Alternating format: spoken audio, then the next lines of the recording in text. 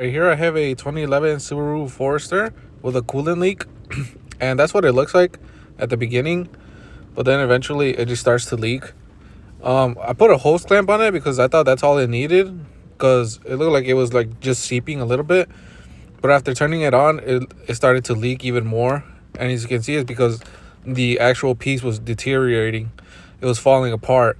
It's under the compressor, and that's what it looks like after I replaced it.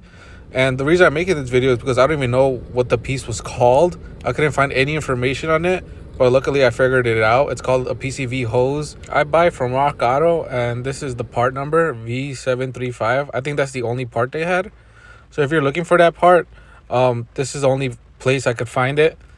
Standard Motor Products, and it's under PCV hose, because one side is the coolant and the other side is for the PCV. If you're looking to do it, I think there's one video out there that shows how to do it. But if you want a quick rundown, I can give you a quick rundown.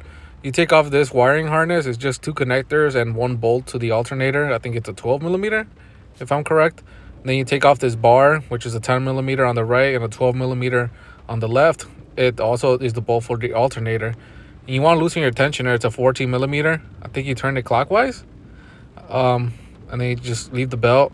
It's like I said, it's beneath the compressor, and you just take off the compressor. I believe they're 12 millimeter bolts, and then this bolt on the side too. And you don't have to disconnect the compressor from the hoses, you just have to move it.